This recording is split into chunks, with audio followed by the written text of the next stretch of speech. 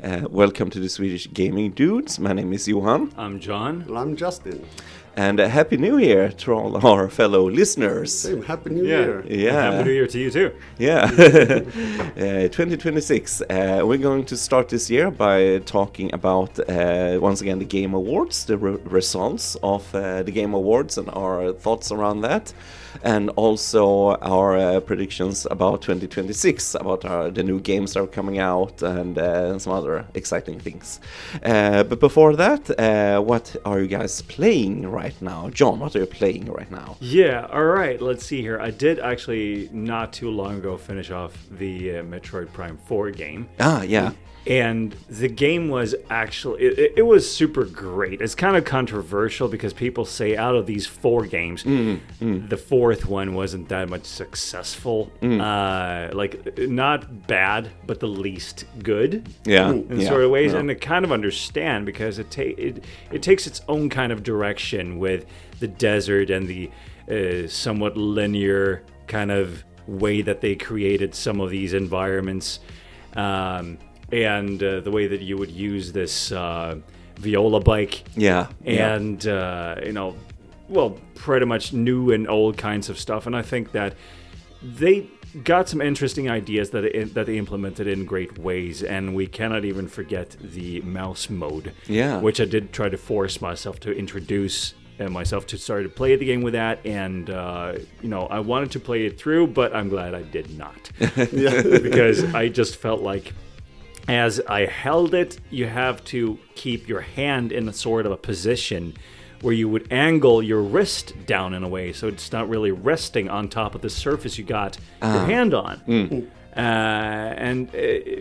It's kind of a thing that you would grow into, and you can relax more as you kind of get used to it, but it does feel very weird. And on top of that, there's the input lag, so you do notice the fact that not just the buttons, but as you would move, it takes like a partial second before you see that show up on screen. So it's a little bit like, but then I got to play with the Pro Controller, and it got so much more better. Yeah.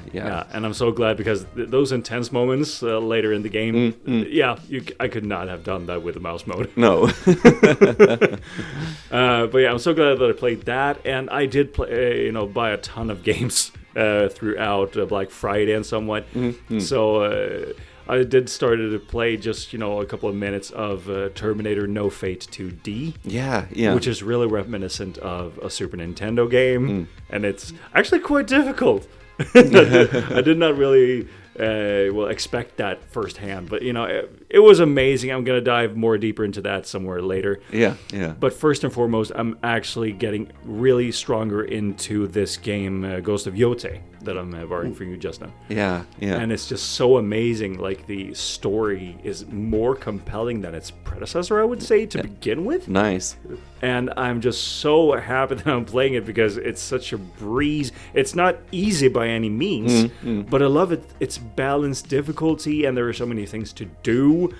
And I just love the fact that this main character, and even pretty much everyone you meet, every single time when they talk to one another, they always sound rude, because I do have it once again set to Japanese. Yeah. And they never have this, nice way of saying you, because it's always kusama, or it's omae, which is extremely rude to say. And everyone says that to one another. That's nice. Yeah. So it's just like super funny. I would definitely recommend to play it. Yeah. Cool. Yeah. So what about you guys? Yeah.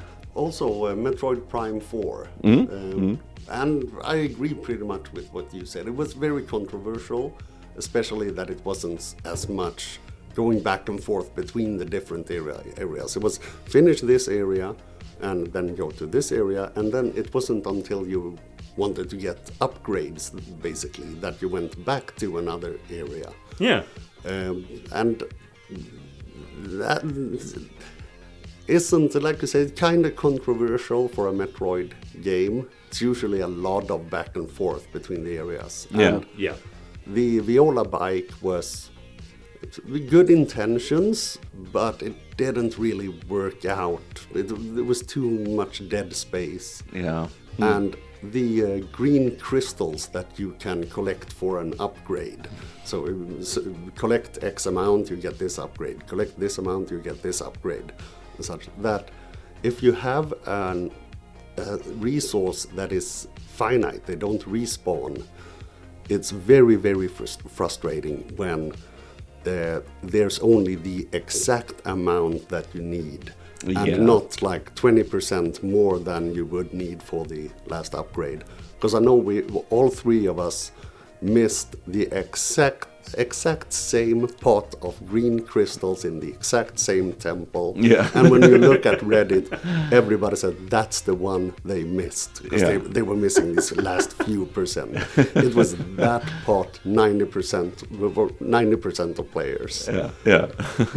And then, of course, thanks to Clair Obscur releasing the thank you update, I had to start over on the New Game Plus. I've finished almost everything from the base game now, so I'm gonna dive into those really, really hard bosses, which I'm kind of looking forward to, but kind of not. Because I think since thanks to Game Awards, Clair Obscur got a lot of new players, so we'll try not to spoil anything in it. But for those who have played it, if I say that guy, that is the hard boss, he is not the hardest boss anymore. Oh yeah.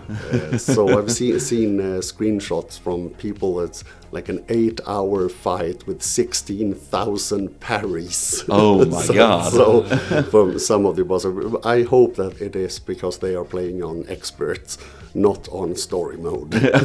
So some of those are supposed to be really brutal. Yeah. And then Mario Kart World, that I know we played together on our gaming night, and I played it on a gaming night with some colleagues of mine.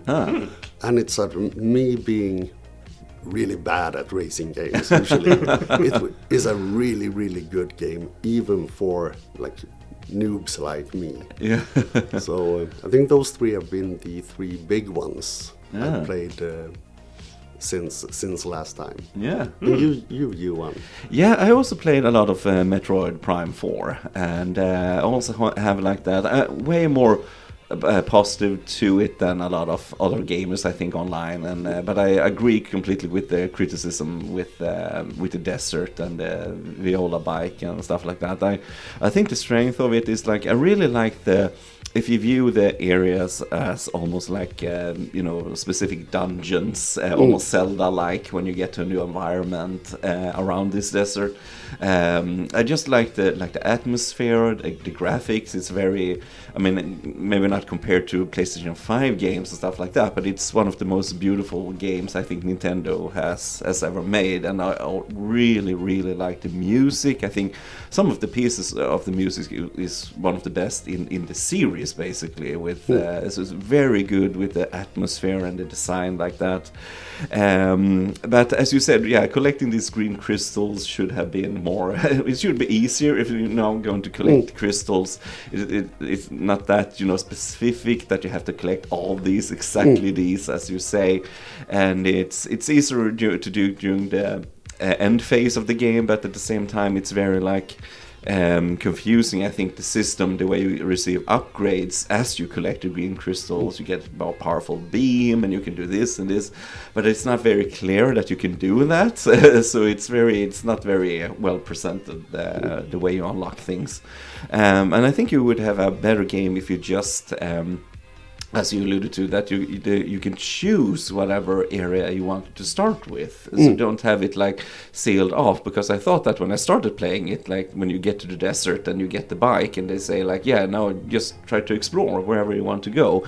They actually literally say that just go where you want and see what happens, but it's a very specific order you have to do things in. And I think it would be a lot better if you just could choose whichever area you could start with and just play that area, and then maybe have like some more deeper parts of each area that you can just visit later in the game. But it's very like linear the way you're supposed to play the game.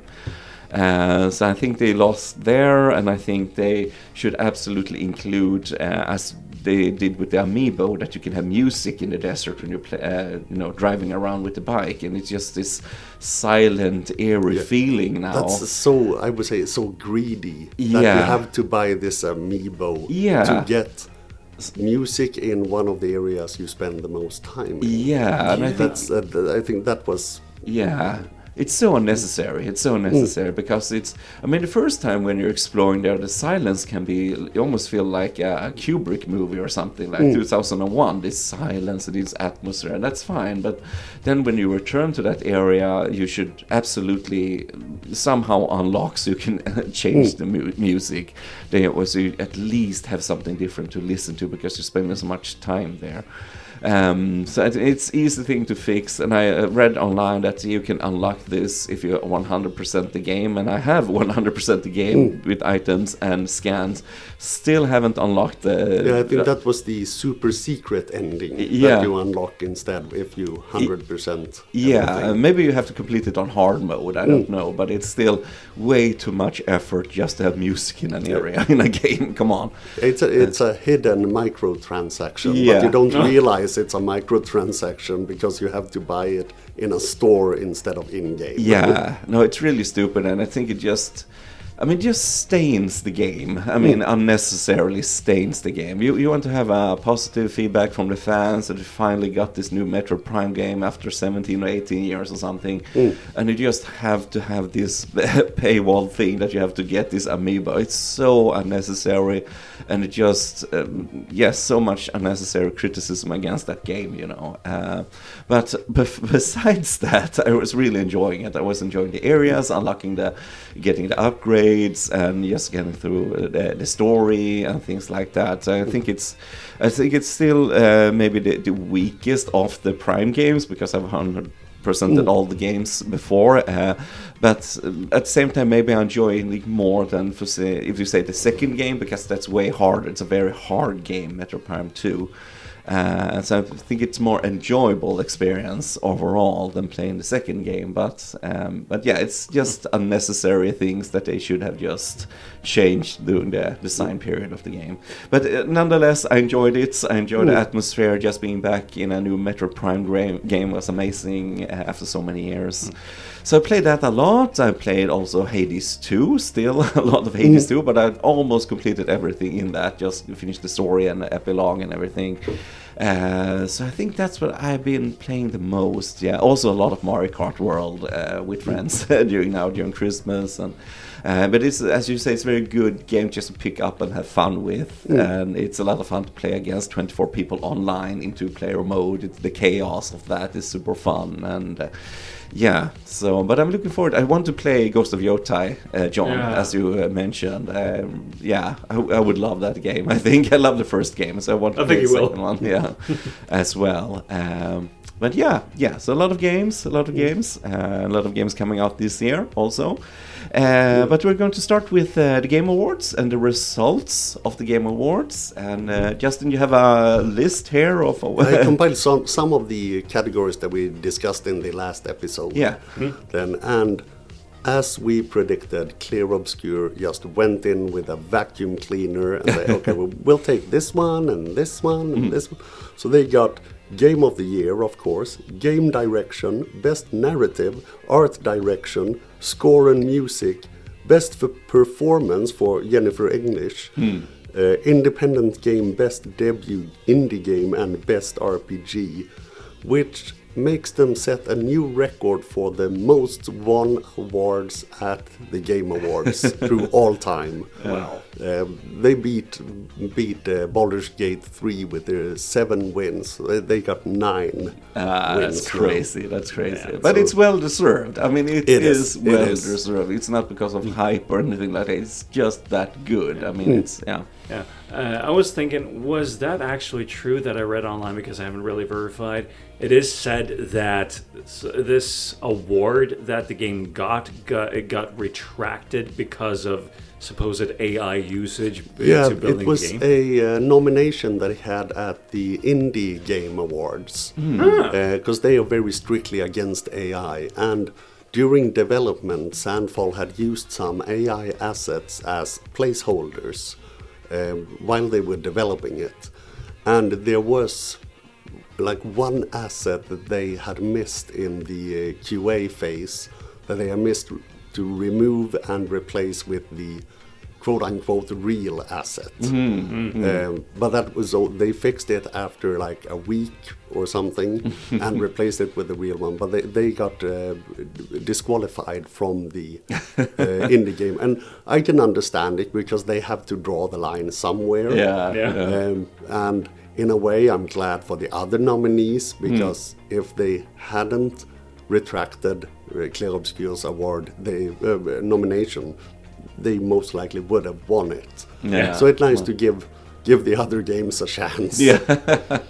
But they are, if you look at all the Game of the Year awards from all the different galas, Game Awards isn't of course the only gala, but it's the big one. But they had like 294 or something like that. Don't know the exact number, but of Game of the Year awards from different galas, which is the third most in history. That many Game of the Year's award won by a single game, which is quite impressive. I would say. That's true. That's true. And so the category they were nominated in that they didn't win was the best audio design, which went to Battlefield 6.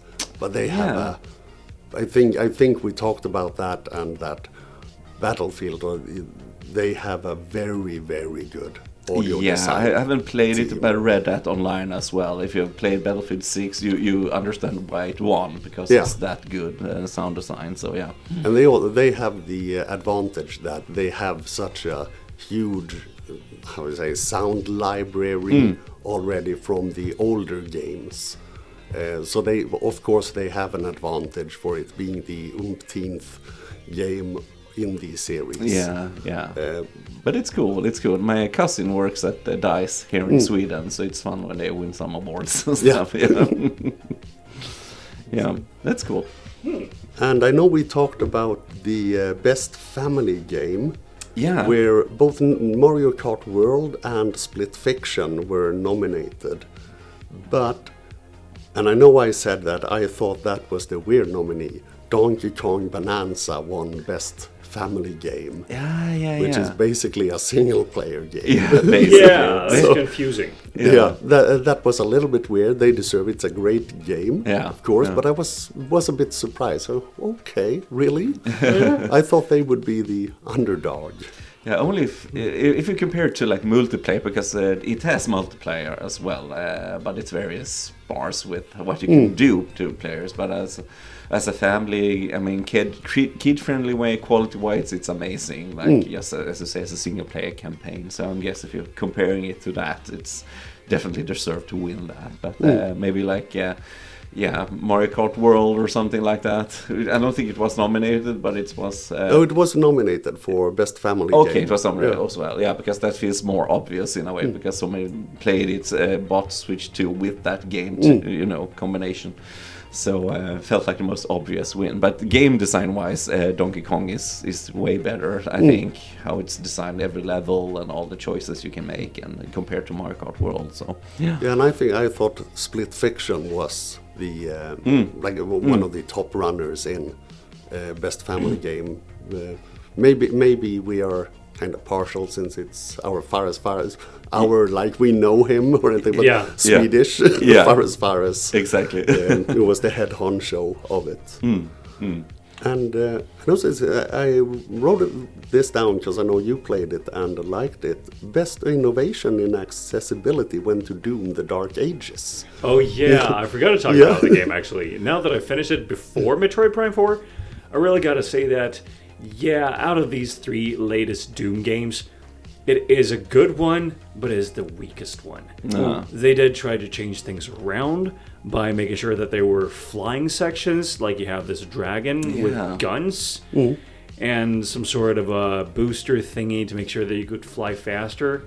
And you would have this kind of thing where it's like, okay, you fly over to this aircraft, and you would battle against that turret that shoots at you in a certain pattern, and you're supposed to dodge in an easy way. Like once you get a hang of it, it's just way too easy. Okay. And I do love the fact that they have this thing on the map, because you do get the map. I do believe.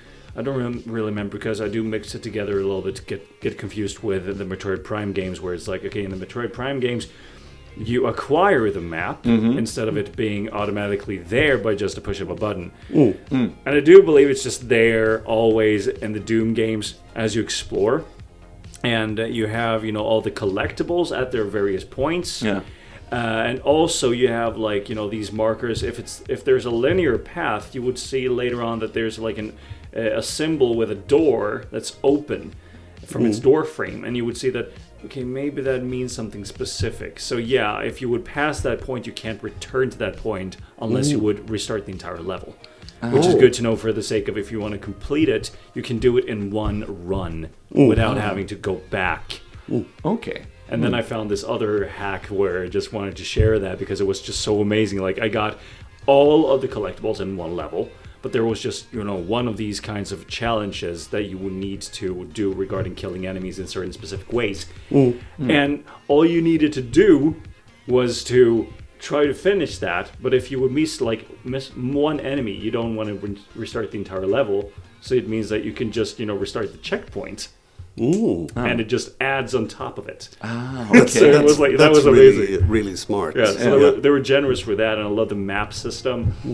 And for the sake of, just 100% it, it's a really good game. But in terms of being a Doom game, with Mick Gordon, who's not present for the music anymore, that is unfortunately a loss, because you can tell that this is good metal, but it's not that metal with a perfect balance of electronic music.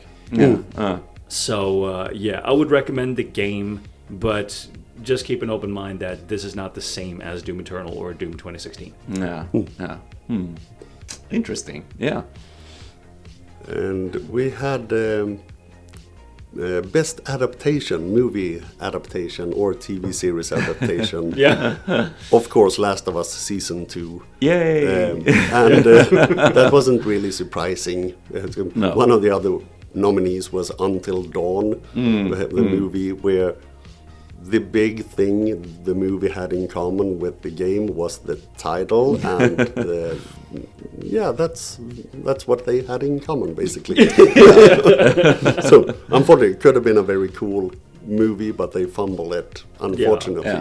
I wanted to like it, but no, it's next year, this year, I mean, we have a Super Mario movie, Galaxy? Galaxy movie. Looking forward to Truly. that.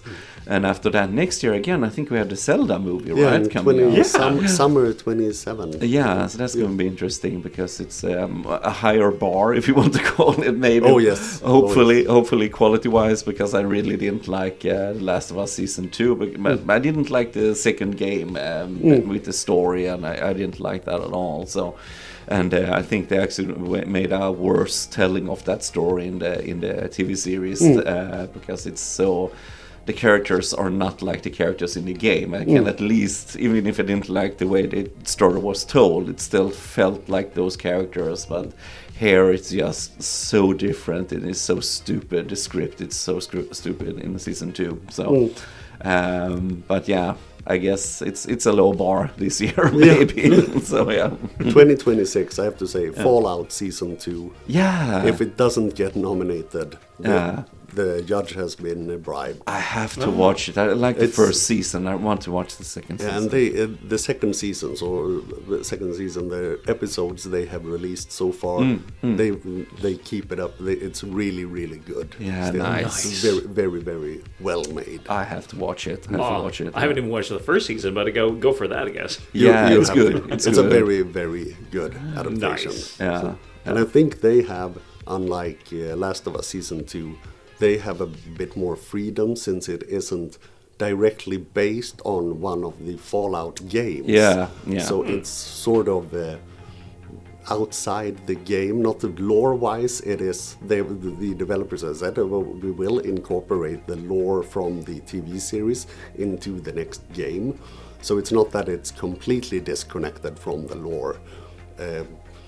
But since they don't have to follow the game, because we know what happened in Fallout New Vegas, and they don't do an adaptation of that story, I think that's a very, very big advantage. Yeah. And that is a freedom I think that The Last of Us Season 2 should have taken as well. Just tell a completely different story that takes place maybe before, if you want to stick to the games, but before the second game, and just explore more with Joel and Ellie and stuff, and just not follow that so strictly. And I think the fans would appreciate that, to see something new, and instead of just getting a retelling of the same story from the second game, only worse. So sometimes it's good to explore different things. Yeah. And speaking of adaptations, guess which game there's discussions of an adaptation of a very... The Kirby games? Clair Obscur. There is negotiations going about a movie adaptation of Clair Obscur. Yeah, I read somewhere maybe that this studio A24 was involved because they take on different projects in a different way. So that would be amazing. That would be really amazing. It can be. Yeah, it can be. It can be with great script, great actors, and also keeping the music. It's very important. Sometimes they just adopt things; they don't keep the same music and things like that, and it's just becomes something completely different. But sticking close and respecting the source material, you get a better. There's a big potential, but also there was big potential with the Until Dawn movie as well. Yeah. So Yeah. we'll see. I hope they do a good job. Oh, it would be so sad if they ruined it. Yeah, It would be. Let's see, we have a few others. We had 2 small indie games that took to quite heavy awards. Yeah. Hades 2 for Best Action Game and Hollow Knight Silksong for Best Action Adventure. Yeah. Also think it's well deserved, especially since they're very small compared to the other nominees. Hades 2 is amazing. I played about 80 hours of it now. And I'm still not bored of it, and it's still like evolving character relations and stuff like that. So I think it's amazing. It's such an improvement gameplay wise of the first game. Still, I think I prefer the story of the first game, the characters, the humor, but overall it's a better game in every aspect. So well deserved. And can you guess, if I cover my paper here, most anticipated game? Can you take a wild guess? StarCraft 3? It has to be GTA 6. Yes, Yeah. of course. That was a no-brainer that they would. If it comes out this year, I don't know. It's starting to get some rumors that it's pushed even further now. So we'll see what happens. Not important. Maybe they want to win the most anticipated for next year as well. Yeah. But I was something fun about this, since we talked about Clair Obscur winning more than Baldur's Gate. Baldur's Gate got another award this year for best ongoing game. With the support from community and such. I think that was pretty fun. Cool. That's cool. Let's see. I think those are the ones we discussed last time, at least. Yeah. There was kind of fun that the South of Midnight from Compulsion Games won an award, and they used the stage time to reveal that they will release it to PlayStation 5 and Switch 2. It's an Xbox game, if I'm not mistaken. That looks interesting. I looked it up because since I don't have an Xbox, I've never heard of it. But it's a sort of a southern America, southern USA, Gothic world, when they play with a lot of folklore creatures, also folklore myths. So it looked, I didn't have time to deep dive into it. But it looked very cool, and I think when it's released, I think that's one of the games that I will play this year. Yeah, nice. At least. So that was a somewhat quick recap of the winners from this year's Game Awards. Yeah. many very well deserved. Yeah, Definitely, yeah. prizes. Really, Absolutely, and really I like nice. that the other games also got recognition, as you said, with Hades 2 and Silk Song and stuff like that have huge fan bases as well. Just spread it out a little bit. So Yeah. yeah, well deserved. Yeah, games like Clair Obscur. I mean, I don't know how often that will happen, and even if the exact same people try to make the new game, a second game for that series, can you recreate the magic? Maybe not. Maybe you can. I don't know. Yeah, it will be very interesting since they have said that this is the first game in a franchise, and they've also said that they won't be scaling up as much as some small studios that have a hit game and then they triple the amount of employees. They say Sandfall has said that we don't want to do that. We want to keep a fairly small team. Yeah. So we'll see. It will be very interesting, but of course it will be a few years probably before we even hear something about it. Yeah. Like what the game is going to be about and such. Yeah, super cool. Super cool. That's nice. And actually, one of those things that I just got to think of just now is that regarding hardware instead of actually games, there's this company, I do believe it's a company, Analog. They have created a version of the Nintendo 64 with an HDMI solution. Yeah, I read about Yeah. that. Nice. Yeah, So that's it's super expensive, but super premium. Yeah. Region free. And it's like, I've wanted to get one if I had the money. It would just be so amazing. Like, I've seen people on Facebook go like, yeah, mine arrived today. Oh, it's so beautiful. And it came in different colors. Yeah. Ah, nice. And it's just so amazing. And then there is another company that have released a product which is like, I don't know if it's like a USB device for computers or whatnot, where it's like, you could take an NES game, and now they released a product for or I don't know if it's actually released for the SNES. So you would, if you would have a game with an actual save on it, this means that you can preserve that save digitally on a computer. Yeah, so Back it up. from the cartridges. Yeah, from the Then- cartridges, you would back it up through Yeah. this device Ah, connected cool. to the computer. Cool. And it just feels like that is very much needed because the options today are just starting to get better. But the fact that it starts now, that's scary.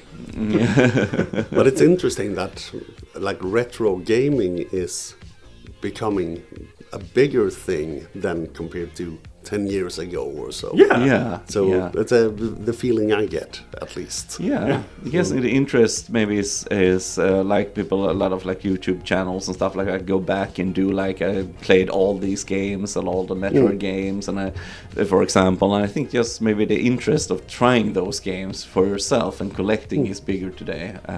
So yeah, it's cool. And it would be great if I think that video game companies still did more to preserve their game library so you can access it more easily, even on. I mean, Nintendo is doing something with this online service with Nintendo Game Boy games, Super Nintendo games, and stuff like that. And I guess it's not easy with rights to certain things, and it's not as easy as you can think. But at the same time, I think they're very, very slow to just release their own games. Way too slow. It's very strange, I think, in the pacing of it. I mean, we have had Switch 2 for a while now, half a year basically, and you have this GameCube service on that online, but it's so few games. I'm happy because I got my F-Zero game, which is my favorite. But apart from that, why are you not releasing more games? Where's Mario Kart Double Dash for GameCube? Where's that game? Where's Eternal Darkness, one of the best horror games on GameCube? And it's so slow. Maybe once every second month there's another game. Like, it's so slow. I don't think get it's it. to like keep people, because if they were to release like 15 games at once, then you get a subscription for 2 months, play those games, and then you cancel your subscription until the next big. So I think that's why they are releasing them a little slower. But I still feel they could have a little more pace to it than they have. It's still very, very, very slow to release something. I think that and the programming aspect. I don't know how much that is completely guessing, because I don't know how much of a programming issue it is, since you could download a Super Nintendo emulator to your computer and play all Super Nintendo games. Just find them and download. We do not support or promote piracy, but you can do that. So if they built something similar for the Switch 2, basically an emulator, it's probably me guessing again with very, very little experience of programming, could be easier to release them. But as you say as well, the copyright issues or licensing issues, I wonder how many of the games that Nintendo actually owns the license for. And that's probably a big hurdle as well. Yeah, but I remember for games like we have it finally, but GoldenEye for that took a while. Yeah, because you have the movie license, you have the likeness of the actors and stuff like that. So I don't know how they solved it completely. I mean, you got it for Switch and for Xbox, and certain limitations. Like on Xbox, I only think you can play like a multiplayer locally, but on Switch you can play online and stuff like that. If they made some compromise, I think it's ridiculous. But hopefully they will release more like those games for Switch 2, maybe more collaboration between, for example, Microsoft or Sony, between the developers would be nice, just to free up the games a little bit more, make it more accessible, I think. We see what happens. I mean, Halo is coming to PlayStation 5. So that was a big surprise to me. It's almost absurd. Because that's probably the biggest Xbox franchise, at least from the old Xbox eras. So it's probably the biggest one. So I was really surprised that they are actually letting Sony play that on their consoles. It's it was the same weird. with the Final Fantasy games, also releasing on Xbox, of course, like a year or two later. So, but they are actually starting to realize that, well, we won't get people who have an Xbox, we won't get them to buy a PlayStation just for the Final Fantasy games, but we can sell the games at least. So like the lines are getting a bit blurred between the consoles. Yeah, we'll see what happens with Xbox this year, because it's so many layoffs, and also with the expensive Game Pass, so many people cancel their subscription. So we'll see what happens. But it feels like they're losing a lot of players, and you just don't feel like there's the exclusive games to keep it anymore, like that. So and regarding their hardware front from Microsoft, it's kind of weird regarding, we got, what was it, like back in late 2020, just before the PS5 was released, we got the Xbox Series X released.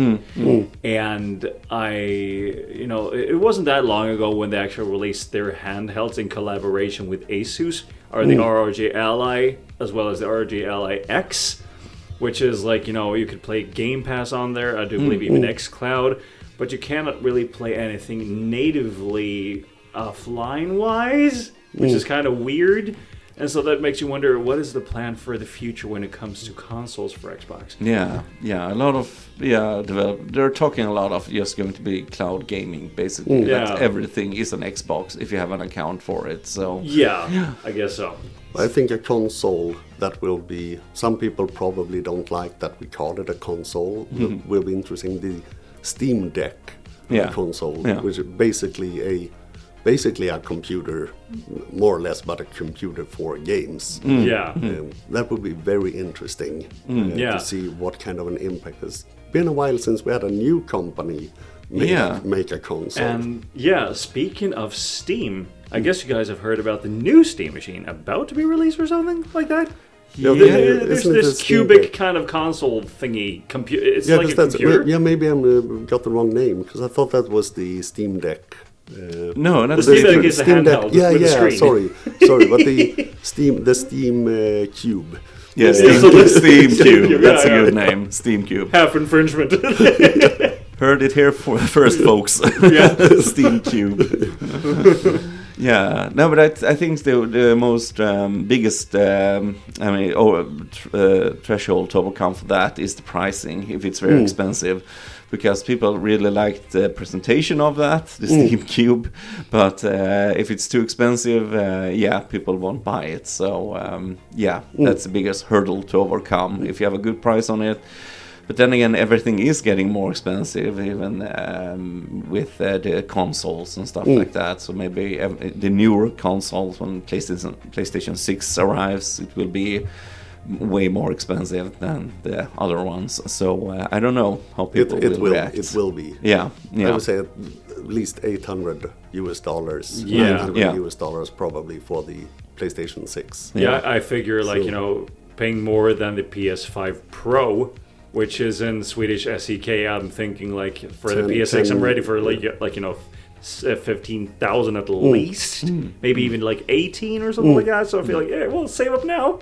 Yeah. So it will be more expensive. Of course, with inflation and yada yada, more expensive hardware and so on. Yeah, so definitely. it's understandable. Let's just hope that it isn't too much of a leap in pricing. No. So because a lot of companies are scouring for the components needed for this AI. The RAM memories. RAM memories.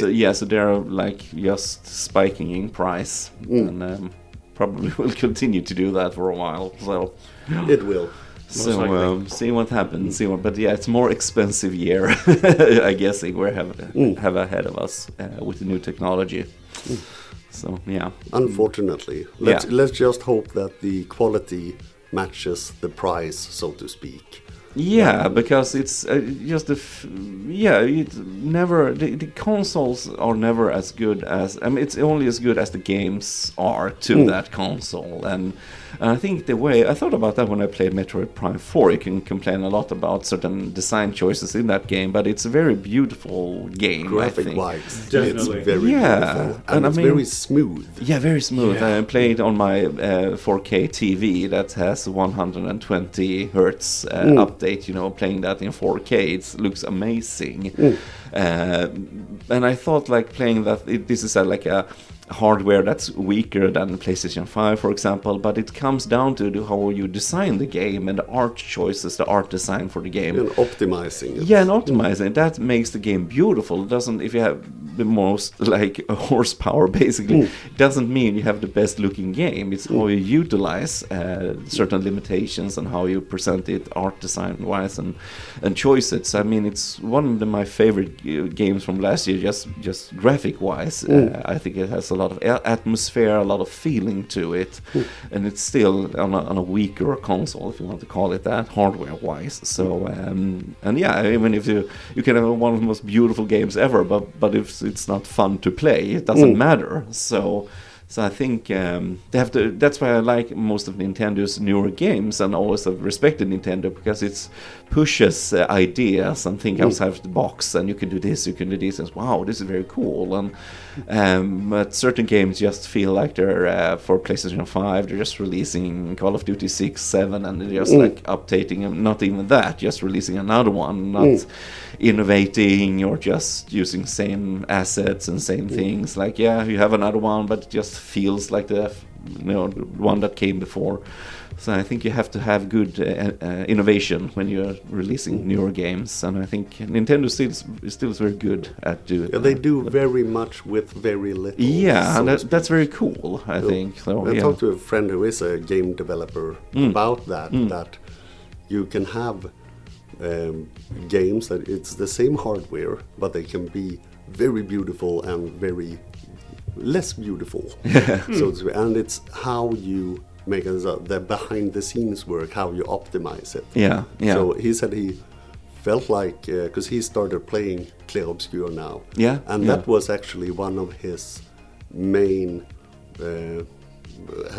gripes with it, was the optimization of the graphics. That and he's also said, I have to remind myself that it isn't a AAA game. Yeah. Because it's very, very near the quality of a AAA game. But the big problem when he and I discuss it is that he looks at it from a game developer's perspective. Yeah. And he notices all those little flaws that we don't notice. Yeah.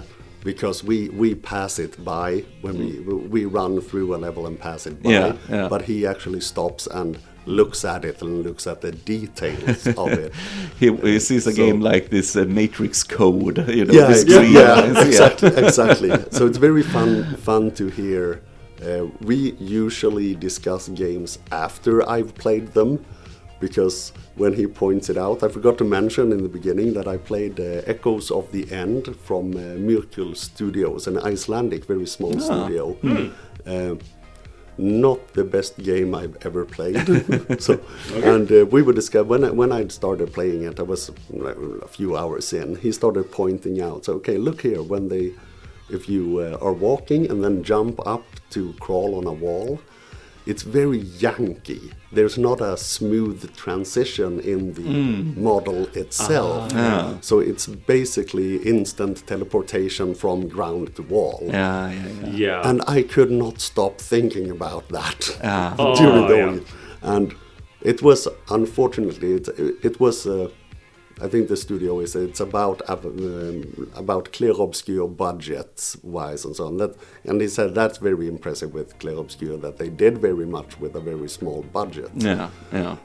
And it's one of those games. It's a for effort games. You can see what they wanted to achieve, but they didn't really quite get all the way. The story was, it could have been good, but it was very this quote-unquote twist in the story that you did not see coming a mile away. So it was a very good attempt, the first big game. So, but like I said, it's very go back to the Metroid Prime. So they optimize the games very well. And that's why they can do so much with a weaker hardware. Yeah. So, and that is an art form. Yeah. So how should we utilize the power we have? Yeah. So, because you can have a 300 horsepower car, but if you don't know how to drive a shift gear, you won't utilize it. You will drive slow, and it kind of the same thing. And I think you get more creative if you don't have that much power. You have to find different solutions and stuff like that. So it's yeah. And you can see that's, I think, a good example of when a company learns to optimize. Final Fantasy VII and Final Fantasy IX are the same console. But Final Fantasy IX is almost graphic-wise as good as Final Fantasy X, which is on the PlayStation 2. Yeah. So they learn how to optimize it. So, and it's the same if you look at almost any console at the beginning of the console's lifetime and the end of the console's lifetime. There's a big difference in graphics, and it's still the same hardware. Yeah. Truly. So, and then I remember, because I don't know much about programming myself, but when it comes to the games, that Naughty Dog back in the PlayStation 3 era, as they made the Uncharted games and The Last of Us, I remembered they were so visually striking compared to a lot of other games that just felt like, generic, and it was like, just the usual flaws, like very janky images, and it didn't really look that good.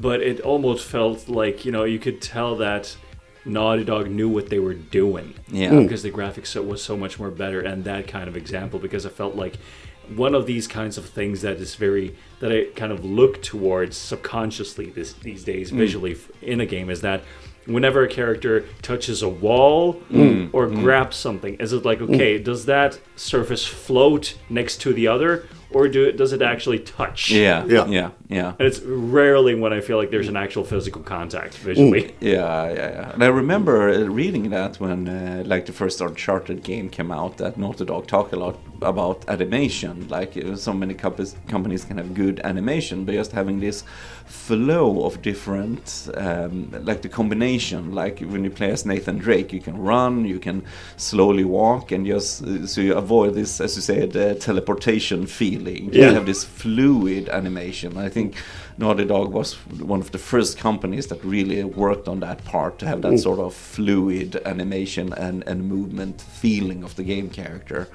So and also, as you said, how it evolved, compare the first Uncharted game to the third on the same console, and also Last of Us, as you mentioned, like the leaps they are taking with the graphics and what you can do, so many cool things. So yeah, we will bring my friend on someday. Yeah, and he has to be over. Speak about Yeah. the Yeah. behind the scenes work and Yeah. level design and such. yeah, That would be so interesting. yeah, have him as a guest, absolutely. We can have it. He can trash any game. He can find faults in any game almost. Yeah, we would have to retake all of our episodes through our podcast, Yeah. as our understandings of whatever would always change. Yeah, exactly.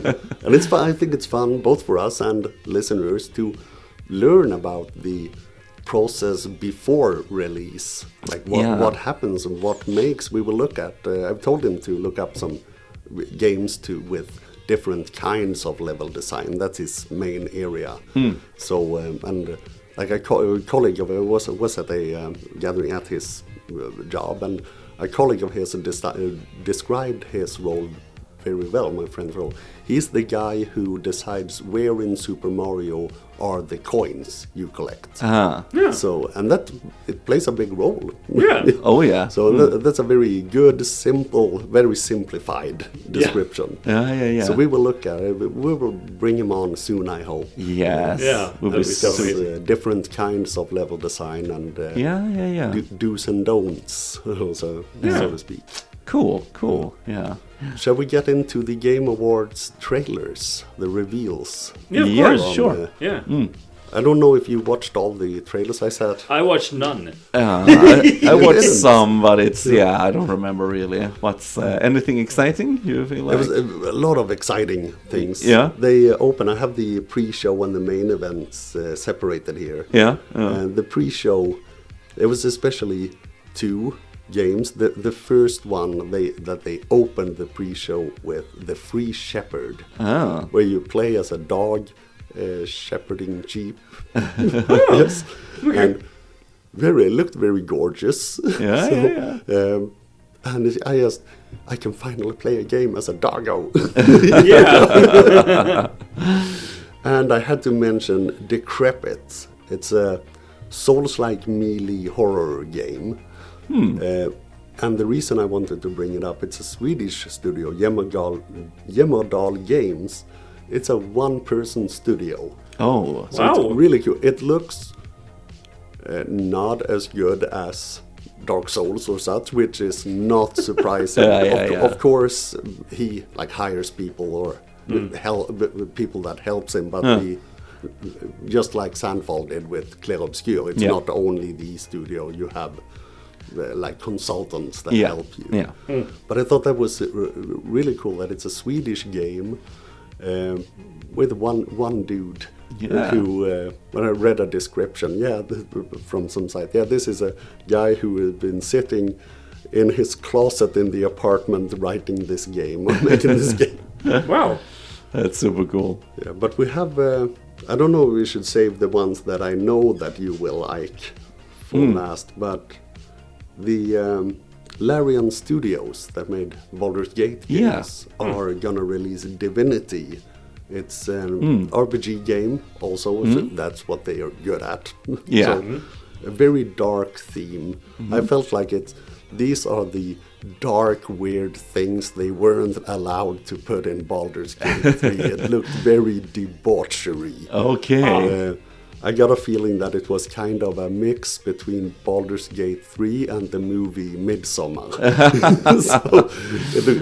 Unfortunately, so it's, of course, like a lot of the trailers, just a cinematic trailer. Yeah. So we have basically no idea about the story of it, but I would recommend watching the trailers. Basically medieval debauchery party, people having sex, they are burning someone at the stake, and that person turns into a huge demon, and people realize, this is not good. So it's a very, very dark style. I think it will be very interesting. I read, I think, online also that people were watching Game Awards with their family and kids, and then that trailer came on, and everybody, what the hell is this? Like, it's so scary. It's, we can show this to our kids. It's so, I mean...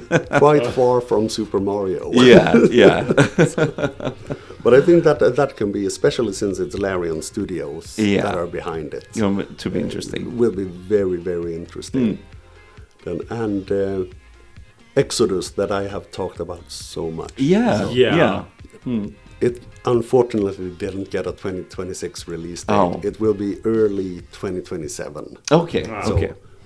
But the new trailer, they had more gameplay and such, and it looks really gorgeous. Highly recommend looking at that one.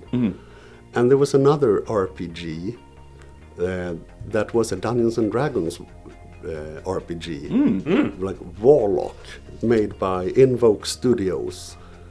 Also cinematic trailer, so it looked very cool. Yeah. The thing I got a little bit hesitant about is that it was, unfortunately, also maybe do a good job this time, but it was Invoke Studios that made it, and they made Dungeons and Dragons Dark Alliance, which I so badly wanted to like, because it's one of the coolest characters in the Dungeons and Dragons universe. Drizzt, the best sword fighter on the Sword Coast, that the main part of the world Dungeons and Dragons take place in.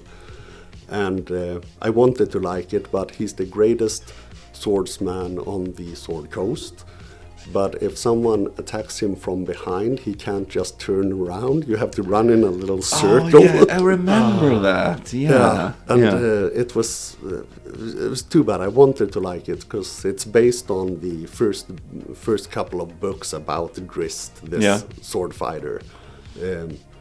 And they follow the story of the books very, very well. Okay. So I love those books. I've read them so many times. Yeah. And it was very well made story-wise. It stayed true to the source material, but the gameplay was lacking. Okay. And since I know John likes fighting games, a Street Fighter movie is coming. Oh yeah, I've heard about this. Yeah. I've seen photos of this Zangief character. Yeah. It looks so 90s. Yes. So they I love also that. stay true to the source material. Yeah. It looked very cool. It was very interesting. Yeah. Looking forward to see all of these attacks from Ken and Ryu when it comes to, okay, spin your leg in a circle and say exactly that long sentence. That would be really fun, especially since if you look at the last Mortal Kombat movies that they weren't cinematic masterpieces. No. Well, was it the one with Sub-Zero? I kind of liked that one. Yeah. But I guess it was kind of cheesy, and I'm kind of biased. They were cool. They were visually very cool. So, but the story was, of course, neither Mortal Kombat and Street Fighter. They aren't very story-driven games. No. So the story is basically this dude is on the other side, beat him up. Or make him come here. You're getting a new Mortal Kombat movie, I think, this year as well, with Carl Urban as Johnny Cage, I think. So I've heard something about so you got a sequel to the new one that came out. So that can be very interesting. Carl Urban is amazing. Yeah, he's cool. So I guess it's a balance of keeping it a little bit silly as in the game, but also not too silly, because I guess the fans want some badass action as well. So it just not becomes a comedy, It has to have some balance, I think. And I think that will be where the Street Fighter movie lands as well. Yeah, I hope so. So it's not just a goofy parody, Exactly. But it's a little story, action and story, but with comedic elements. And of the non-super big, I would say, no law. It was Neo Giant. They made a game called The Ascent that was very good, and it's basically a first-person cyberpunk-ish action game that also looks very cool. So this dystopian future, like Cyberpunk 2077 was. Yeah, cool. But if we're gonna get into the big ones that I think that you will find very interesting, James Bond 007. Yeah. First Light. Yeah. Yeah. That looks very cool, and me as an old musician, the thing I was really yay about is Lenny Kravitz will be the villain in this game. Oh, that's amazing. I think so that weird. was really, really cool. But it looks very good. Yeah. I mean, I think they're doing the right thing, just starting fresh with fresh new design to everything, and just not keeping it tied down to the movies and just making their own story. I think that's going to be good, and I hope gameplay-wise it's because it's. I mean, sometimes when you do Bond games, like you still have this masterpiece GoldenEye. I think that has never been topped, with the Bond license. And when they were doing, I don't know, it was something off always. I mean, they were ambitious game. This when EA had the rights and they used like the likeness of Pierce Brosnan, and they have him acting also as Bond, and a lot of famous actors, Willem Dafoe as a villain. But the gameplay was like so. It was like not as polished as it should have been, because there were action moments, but you have you're driving a car, and so a lot of different like scenarios, and I think it was never as polished as it should have been, So I hope if they're having this, feels like a more variation to the gameplay, that it still holds up. The different elements just are more polished, and you have a great gaming experience. But it's going to be fun, because as a Bond fan, we haven't had a new Bond game in ages, so I think it's cool that they're making a fresh take on it. So we'll see what happens. If I haven't read a lot about it, I've seen the trailer, but it looked like it will be like early in James Bond's career. Yeah, he's younger. He looked very young. Yeah, he's way younger here, and as you say, it's start of his career, and it's more like book, related to the books. His design is even if he's older in the books, but he has his scar on the cheek that's never been in the movies, but he has it in the books. So I think they're trying to stay true to Ian Fleming's vision, and also keeping it more modern and updated and fresh.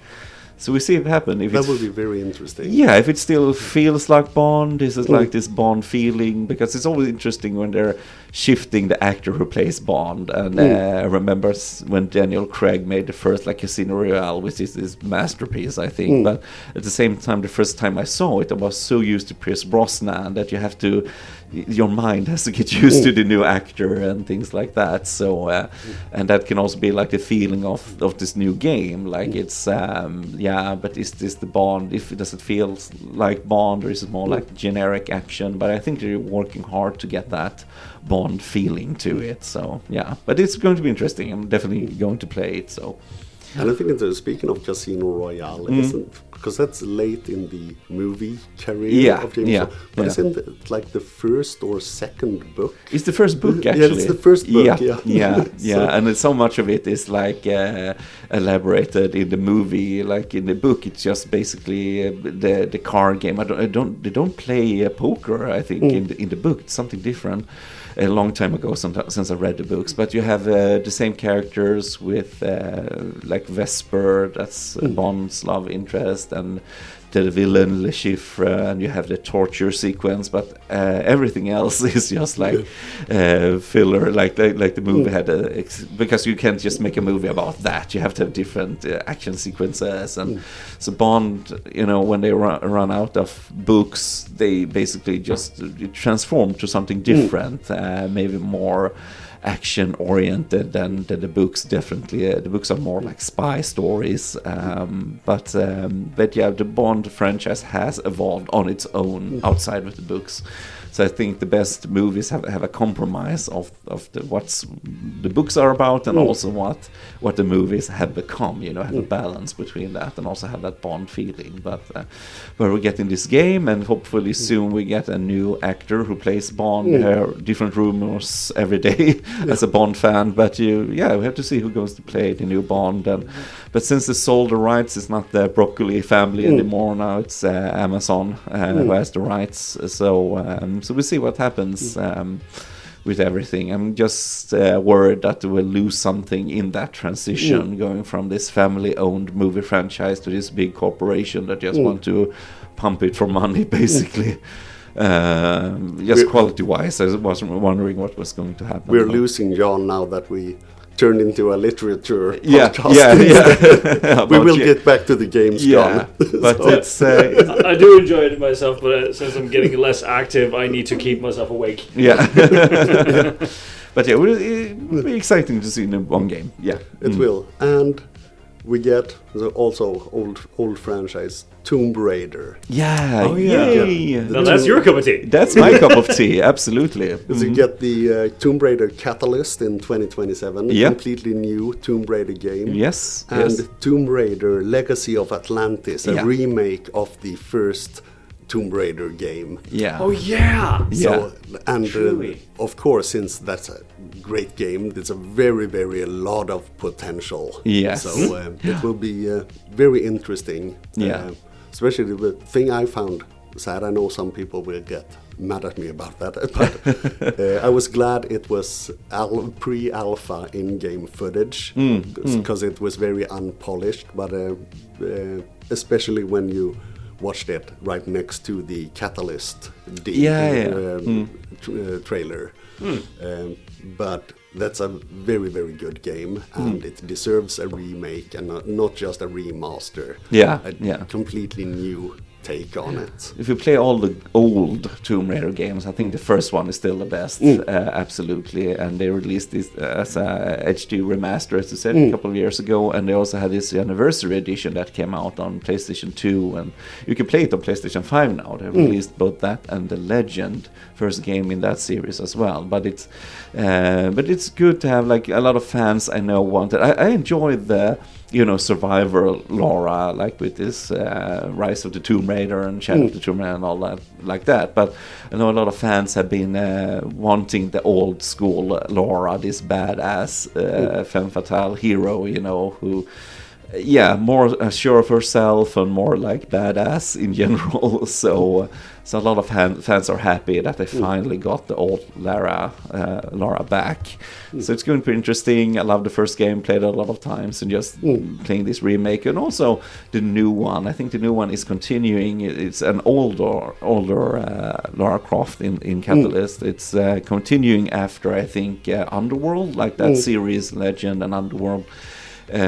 Still continuing that sort of badass Laura character. So It looked really interesting. yeah, it's been interesting, and it has been what the fans have really been wanting the last years. So, and it's been a long time since Shadow of the Tomb Raider now. So it's cool. It's right in the time, I think, for the fans as well. So Yeah, and it's cool that we get two, like both 2026 and 2027. Yeah. We get Tomb Raider games. yes, yeah. I That's hope great. So it's the perfect time to dive into the first game, because I've wanted to play the first game, but I figured I did not like, of course they did not really know better or manage to be able to do better, because, the way that Laura moves in the first game on the PlayStation or PC, it's just too much of tank controls. Yeah. So I yeah. figured, no, I'm not going to play that. I need a remake.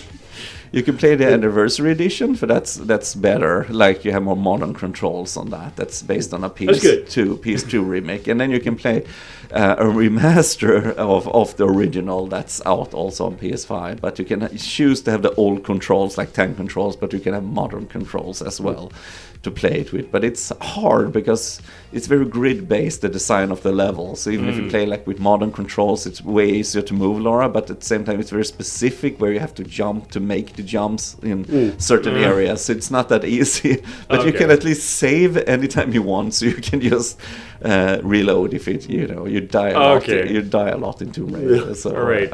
But yeah, or just avoid all that and play the remake that's coming out this year. All right. Yeah. But I'm looking forward to it, yeah. It will be very cool. Yeah. Nice. And a game that I know you will like, John. Mega Man Dual Override, a new Mega Man game. Yeah, I do believe that they did show a trailer of that. I did believe I saw a trailer of that. because it felt like it was the graphics engine from Mega Man 11, Yeah. which became a failure, I do believe. Yeah. But this game, it felt like, it's supposed to stay true to the old Mega Man games in terms of, mechanics and whatnot, and some, new kinds of things. But the graphics is like the same as the 11th. And so I'm actually kind of stoked for that, because those games can be really hard. And it's more like, you just go through each one of those levels, and there's not much of a collect-a-thon for, finding collectibles, and there's not much of a completionist kind of approach to the game. And I kind of like that it's just straightforward. So I'm very much looking forward to this, even though that I feel like, the Mega Man games, my favorite is the second, but I felt like the second one had a great balance in its difficulty. And as I played through the later games in emulation, I felt like the fourth game is probably the one that I liked even more, because it was a little bit easier. Yeah. Yeah. You get a lot of extra lives if you go with the right approach, I do believe. But the Mega Man X games are definitely my favorites, like X until X3 on the Super Nintendo are very recommended. But I'm looking forward to this Overdrive.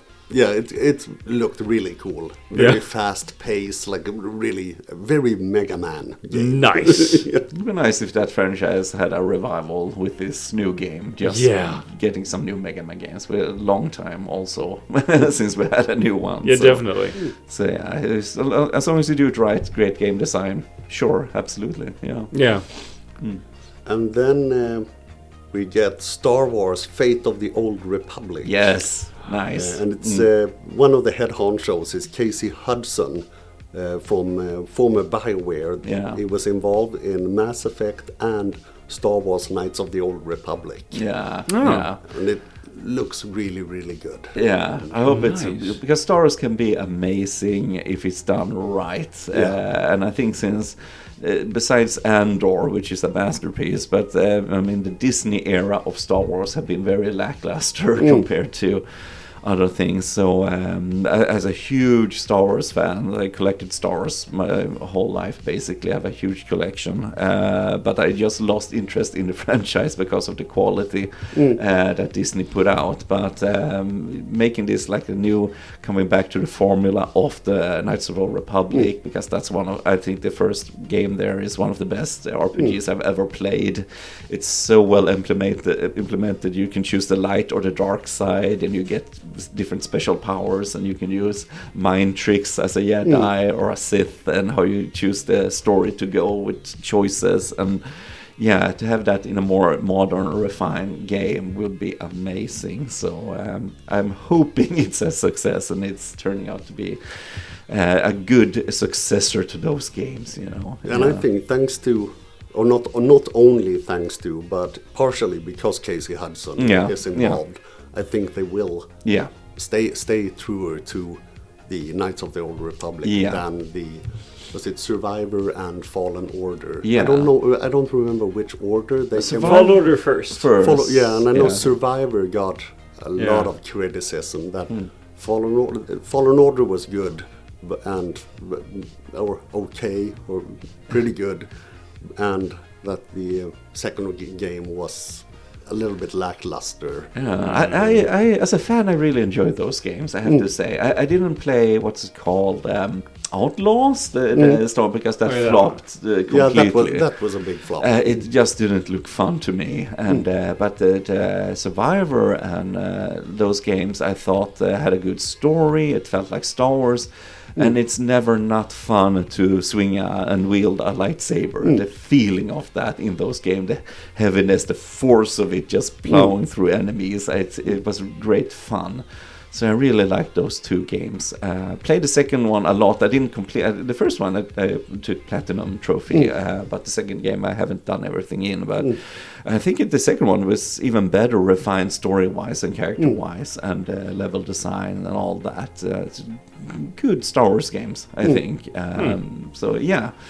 But it's very interesting combining RPG elements with the Star Wars world. So I'm hoping there's a big potential. yeah. And we get the Star Wars Galactic Racers as well. Yeah, Racer, pod racing Pod game. racing game. Yeah. That can be really Finally. cool with modern graphics because you had that older one too, Nintendo 64 and PC, which you can buy now online. I know HD remaster, but just having with modern graphics, this feeling of speed I think it can be really cool. That could be very cool. Yeah.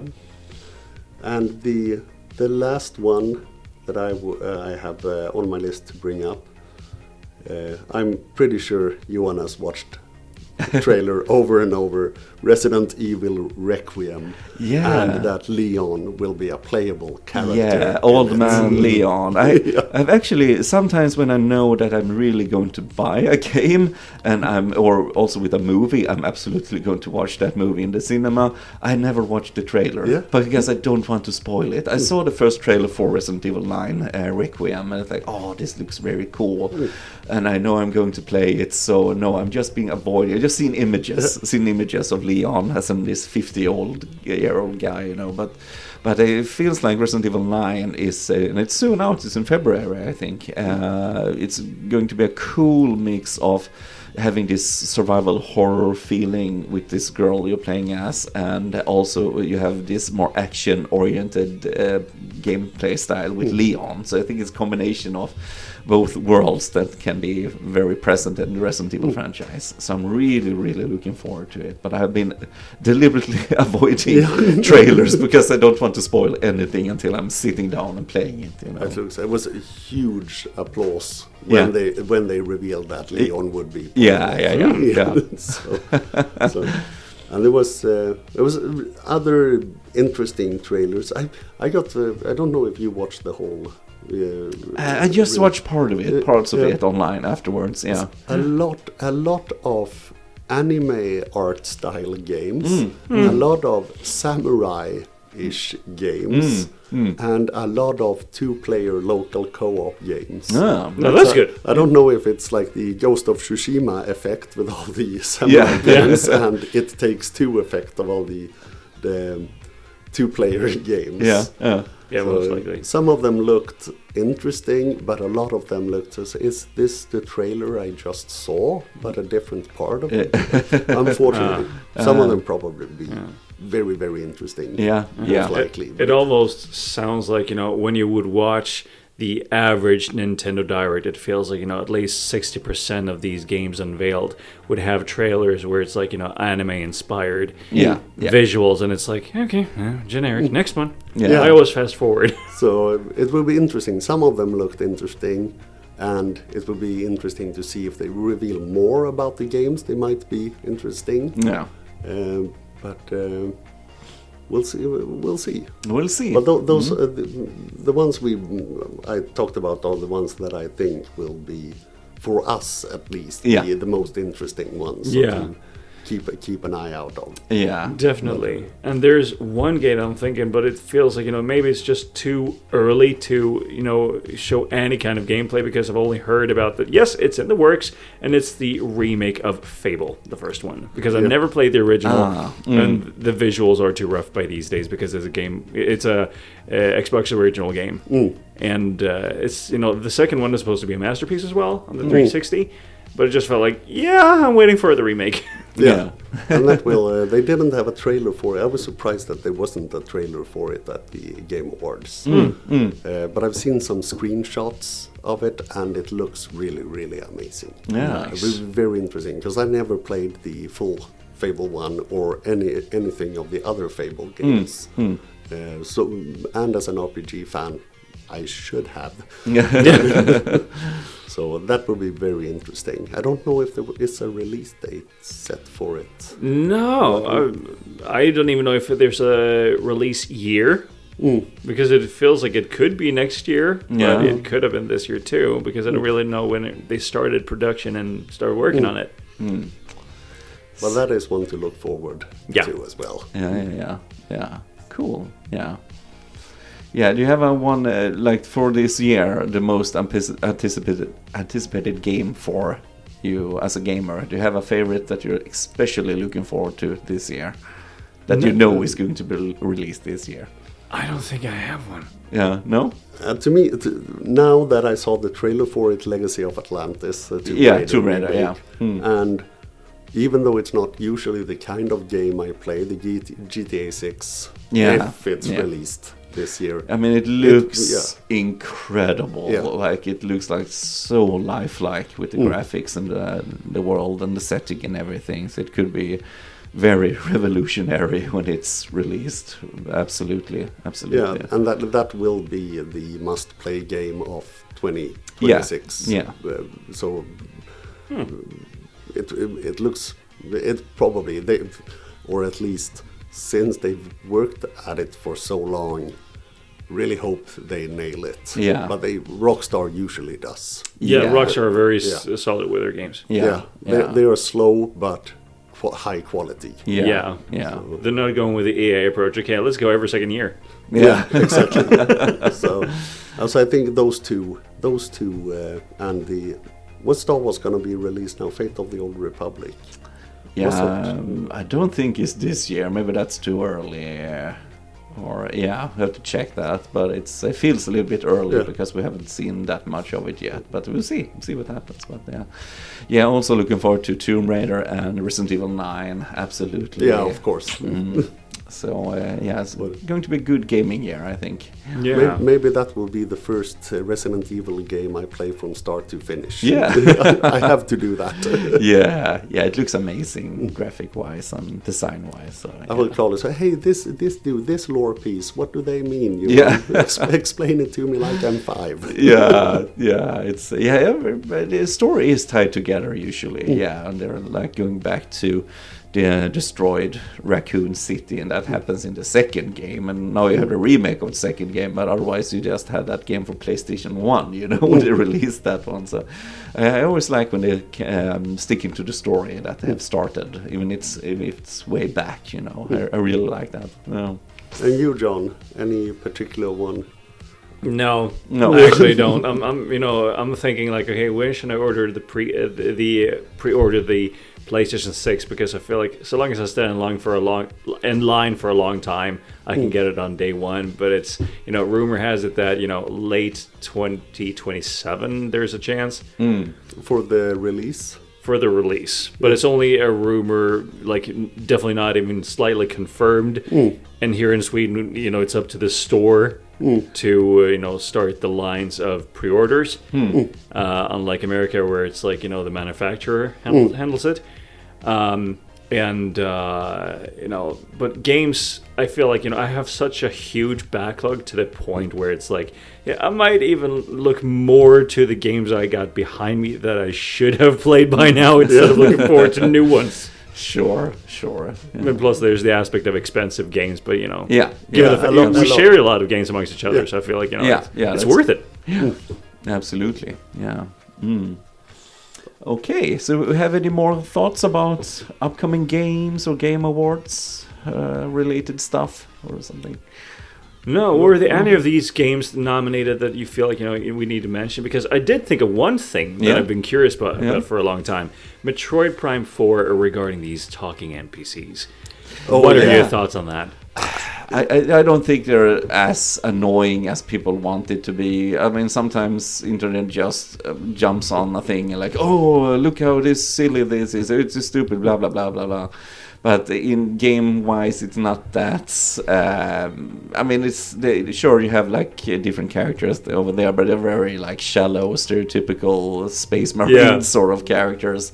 But I don't think they're so much involved in the game and gameplay to ruin it in any way. But I know a lot of Metroid fans are more wanting that sort of isolation feeling that you're alone on this alien world. And absolutely, you don't have that feeling when you have all these characters, but it didn't ruin it for me. It's not like that game's biggest problem. The biggest problem is the empty desert and the green crystals. So, but people make a lot of money making videos about these things, so it just gets bigger than it really is, I think. I thought it was both positive and negative, because Yeah, I agree. They didn't ruin it as much as some people say. Okay, respect their opinion, but I didn't think that it ruined it. But it was both positive and negative. Because also losing the isolation element of Metroid. You're alone on this deserted planet. Everything is trying to kill you. Yeah. Took away some of that. And it was both positive and negative, I guess. I had in the beginning, I thought it was very annoying in the beginning with the engineer guy, who they just pushed so much comic relief into that character, and that was really annoying. So I hope he's not there, but the character became better in the end. Yeah. So it was both positive and negative. All right. John, what did you think were annoying? Or? Only to a minor degree. I would say like the first NPC they would rescue from his aircraft. Yeah. Well, that was sort of annoying, but I kind of understand it. But it just made it all the worse because you would see this contrast that Samus is a silent person. Otherwise, when she gets a headache or when she's being struck, then yes, she makes a noise. But otherwise than that, she's silent and she nods. And it just seems like, well, of course, she's a bounty hunter, and she's used to working alone. She doesn't talk much, and obviously, it sort of feels like socially awkward. But it's just felt like, does these soldiers, these NPCs that you meet throughout the game, did they know that she does not talk? Because it felt a little bit awkward, like, okay, they're expecting an answer, Samus does nothing, and then the situation is over, and it's like, no. Maybe the big reveal in Metroid Prime 5 will be Samus is actually a mute. Or you have to buy an amiibo to get her to talk or something like that. Something like that.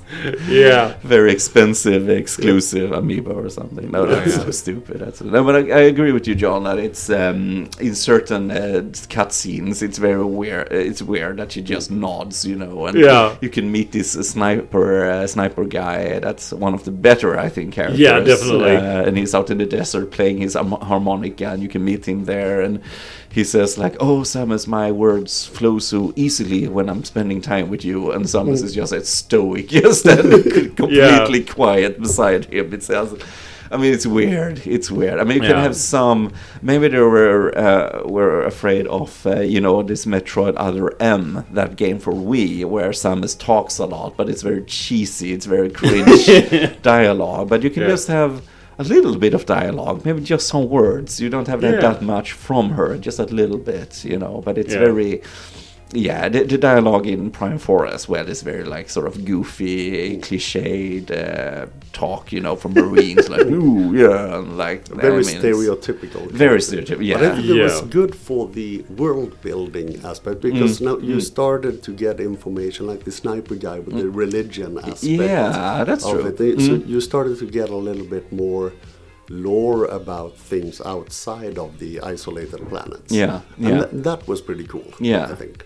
I also like the world building in that game when you get to this Vault Forge stage, for example. Everything is shut down and you have to turn on the power in these 3 towers, and the whole setting change when it has power and the music changes. Love that track, Vault Forge track, and you get to build. You have your bike, you get it there, and you do test courses, and I think all that stuff is great. Same when you come to the ice world, you have to turn on the power there, so everything starts to melt, and so you have some sort of things that happen in the environment as well. But they could do even more with that, I think, and also have more freedom. If you're going to have open world, just make it so you can choose whatever starting point you want to have. Instead, that got weird because of course in the old Metroid games you have these sealed off areas as well. You have to unlock the power bomb to destroy this wall.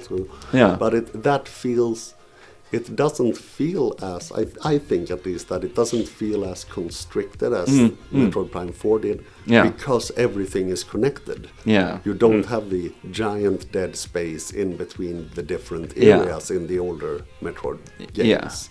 And I think that made it feel a lot more restrictive than it if you were to compare it straight off only the levels, Yeah, it yeah. felt more linear than it actually is compared to the old games. Yeah, yeah. Because, okay, now I have to travel for a couple of minutes to get to the ice world instead of the fire world. Yeah. Yeah. And such. yeah. And all that dead space in between Mm. was, it was a cool idea, but it didn't really Yeah. turn out as well as they hoped. And I think you can do a lot with the backtracking in Metroid games as well. That more streamline it. For example, when you found like a fire chip or ice chip for your arm cannon, just have this tech guy over the radio just install it for you if you go Yeah, to. explain how will I do it Yeah. instead of running back to Yeah, the you have base to go back all to the time. base, and you have to take this pod through the air just to get there, and it's like this huge detour just to get this upgrade, because it's usually the only reason you go back there to base camp, because you can't evolve like character relations to get upgrades that way, or there's more to do in that area. You just go back to get the ship installed. It's very clunky that way, I think. So yeah, strange design choices, very strange. Yeah. But besides all that, I really did enjoy the game. I did. Besides all the bad parts, it was a good game. Yeah, exactly.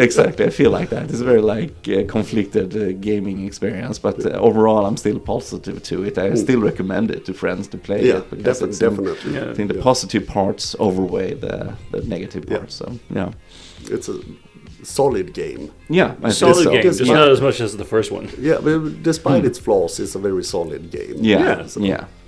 yeah, absolutely. Yeah. Let's see. Let's hope. I hope they do another Metroid Prime. I hope so. Game. Yeah. So Or maybe that- there's time for a Dread too. Yeah, Dread is very popular with fans as well. The Yeah. layout and also this classic Metroid 2D and 3D world, So we'll see what happens. Metroid franchise isn't selling that well in Japan, I know. It never has for some reason. I don't get that, because I think Samus is one of their best characters, basically, in Nintendo. Yeah. This badass design. It's so fun. So it's so weird that this just doesn't take in that market. Exactly. Isn't it like the Holy Trinity? It's like, Mario and there's Link and it's Metroid. Yeah. For all old school Nintendo fans, I think it's like that. But I don't know why it's never been. I read, was it last month, that this tech demo for Switch 2, this welcome tour, if you want to call it that, outsold Metroid Prime 4, basically. So Yeah, I'm like, it did not do well in No, sales, in- unfortunately. yeah. So I hope that doesn't scare them off from doing another. Because this one was, considering that they scrapped it and started off from the beginning, this must have been a very, very expensive game. Yeah. Yeah, plus I've actually heard, and I don't even know exactly for sure, but I've heard that both Nintendo and Retro Studios worked on this game because it was supposed to be, worked by Nintendo, but then they did outsource it. I don't know entirely or partially, but yeah. Yeah. I felt like there was a lot of confusion about how were they really supposed to go with this. Yeah. No, it was, at least, can probably be glad that they just threw everything that they had made worked for 5 years or something. Just that, no, this is poop. Yeah. Start over. So let's just hope that it didn't scare Nintendo off from doing financing another Metroid game. Yeah, I would really like, because they made this remaster of the first Metroid Prime game that's amazing on Switch. I would really like for the second and third game to get the same treatment. They have to do that. Yeah, because those are really, really good. I think the second game is very hard, but I know they changed that difficulty in the Wii version of the second, so it's easier. And the third game, I remember people were. I really like the third game because you're going to different planets, and it's like this big scale, epic final battle with this face-on energy, and so I really like it. I would love to see that in HD graphics on Switch One. But yeah, we'll see what happens. It's all about the money as usual. But, Let's hope they do it. I Fingers hope, crossed. yeah, I would love to have Metroid as a continuing franchise on the Switch too. Absolutely. But, yeah. You have to know what to cut from a game and what to keep also. So yeah. Okay. Any other thoughts on today's podcast or? No. No, okay. We'll see what we're going to talk about next time. Maybe we have your friend, the game designer, as a guest. That would be really fun. Or maybe we're going to talk about some of the newer games we're playing this year. We're starting with Resident Evil 9 soon. If we're all going to play that, or I don't dare to. You don't not dare alone. to. Okay, we can play together, John. If you want exactly. to. We'll do a gaming night. Hold John's Pass the hand. controller. All the lights in the house turned on. So Yeah. Not VR. No, VR. Oh my God, I would never dare to play the 7th game in VR. But yeah. But once again, thank you to our listeners for supporting us and checking out our channel. And now we're on every platform like Spotify, iTunes, or Apple Podcast, I think it's called now. Yeah. And on all the major platforms, so we're not confined to YouTube as we were before. So now you can listen on every big podcast station. But thank you so much for your support and for listening to us. And we'll talk to you again soon. Okay. Yeah. Bye. Thank you so much. Bye.